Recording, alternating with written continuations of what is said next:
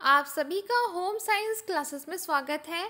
तो आप सभी को पता है एचटेट की तैयारी कराई जा रही है। एचटेट पीजीटी और असिस्टेंट प्रोफेसर की तैयारी हो रही है। इसमें अभी तक आपने वीडियोस नहीं देखे, इसमें बहुत सारा कवर करा दिया गया, आप प्लेलिस्ट में जाकर देख सकते हैं। तो आज का हमारा जो टॉपिक है रेशेदार भोजन, डाइटरी फाइबर क्या होता है, इसके बारे में जानेंगे।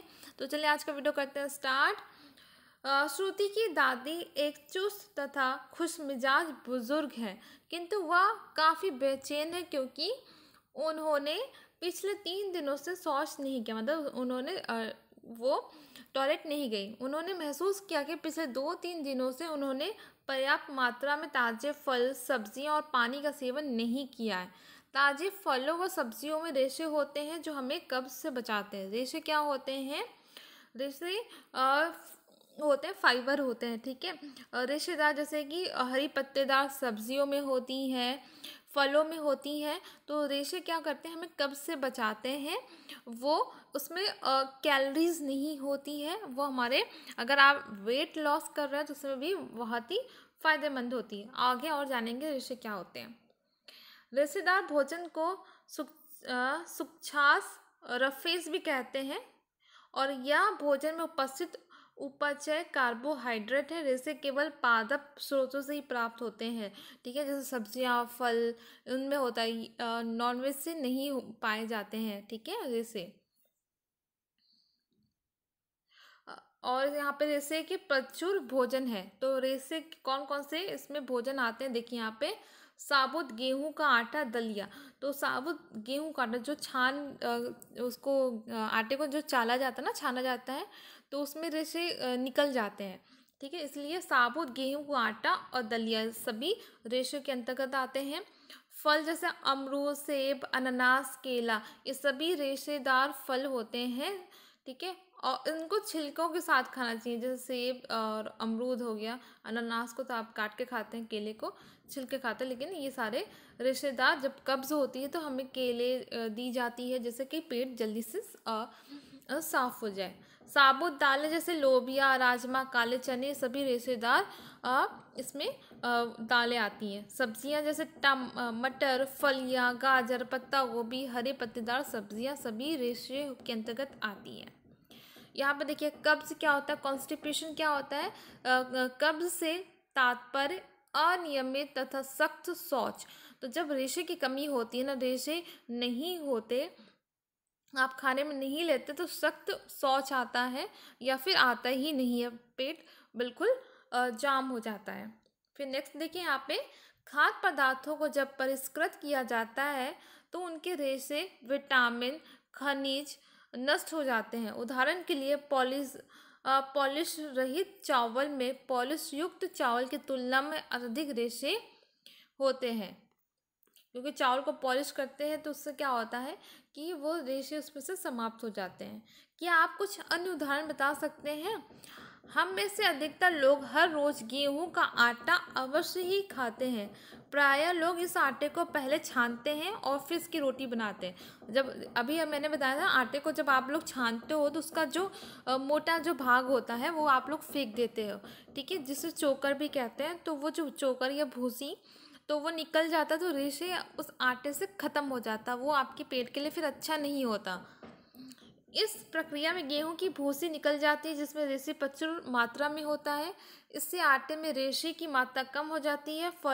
फलों और सब्जियों के छिलके में भी अधिक मात्रा में रेशे होते हैं, ठीक है। तो कोई फल आप लोग क्या करते हैं, फलों को छिलके खाने से क्या होता है, उसका रेशे की जो मात्रा है वो कम हो जाती है। इसलिए फलों को छिलकों जो फल है जो छिलकों के साथ खाए जाते हैं, उसको छिलकों के साथ खाना चाहिए। और आटे को कभी भी चाल के यूज़ नहीं करना चाहिए, जिससे कि रेशे कम हो जाते हैं। रेशे हमारे शरीर में अनेक अनिवार्य कार्य करते हैं। तो रेशे काम क्या करते हैं, इनका काम क्या होता है हमारे शरीर में, चले देखते हैं। या हमारे मल को स्थूलता और सुगमता उपलब्ध कराते हैं, जिससे वह हमारे शरीर से आसानी से बाहर निकल जाता है। तो जब रेशे होते हैं ना, तो जो स्टूल होता है, जो मल होता है, वो आसानी से वो निकल जाता है, वो टाइट नहीं होता, वो आसानी से बाहर निकलने के लिए उपलब्ध कराते हैं रेशे, ठीक है, फाइबर। फिर देखें यहाँ पे, रेशा युक्त भोजन को अधिक चबाने की आवश्यकता होती है और इस प्रकार हम इसमें संतुष्टि का स्तर अत्यधिक होता है। तो जो रेशे होते हैं, जैसे आप सब्जियां खाते हैं तो चबा चबा खाते हैं तो वो हेल्थ के लिए भी अच्छा होता है। तो यहाँ पर देखिए, संतोष से तात्पर्य भोजन करते समय प्राप्त होने वाला संतोष है। संतोष होने पर व्यक्ति अधिक भोजन नहीं करता है। तो वो क्या करता है, जब आप रेशे खाते हैं ना, ठीक है, जो फाइबर लेते हैं, तो फाइबर क्या होता है, उसको चबा चबा खाते हैं तो वो आपका पेट क्या करता है, और रेशे आपके पेट को फुल कर देता है, वो भर जाता है। तो जिससे आपको और आवश्यकता नहीं होती खाने की। आपको जब भर जाता है तो आप खाना ही नहीं खाएंगे। तो ये वेट लॉस के लिए भी आप लोगों को क्या बोला जाता है, ज़्यादा से ज़्यादा सैलड खाइए। तो सैलड इसलिए खाने को बोला जाता है क्योंकि सैलड में रेशे अधिक मात्रा में होते हैं जो आपको पेट को फुल कर देते हैं और आपको खाने की आवश्यकता नहीं पड़ती है। इसमें कैलोरी ज़्यादा होती भी नहीं है। अत्यधिक रेशे वाले आहार का सेवन करने से निम्नलिखित रोगों का खतरा नहीं रहता। अगर आप अधिक रेशे ले रहे हैं तो ये सारे रोग देखने को नहीं मिलता है, ठीक है। कब्ज, लार्ज इंस्टेटाइन का कैंसर, मधुमेह, मोटापा, ये सभी रोग नहीं देखने को मिलता अगर आप अपने खाने में रेशों का प्रयोग करते हैं। तो आप लोग जल्दी से जल्दी अपने डाइट में इंक्लूड करें रेशे, फाइबर ज़्यादा से ज़्यादा लेना चाहिए। तो अब देखिए पानी के बारे में। यहाँ पे देखिए पानी। मोहन की माँ जून के महीने में किसी काम से जयपुर राजस्थान जा रही थी। इसके पता है, इस पढ़ने से ये भी होता है ना, जिसमें आपको स्टोरी के माध्यम से और सरल भाषा में समझाया जाता है। उन्होंने दोपहर का भोजन पैक करते समय पानी की 2 बोतलें अपने साथ रख ली थी। मोहन ने अपनी माँ से पूछा कि आप पानी की बोतलों को साथ में क्यों ले जा रही हैं। माँ ने मोहन को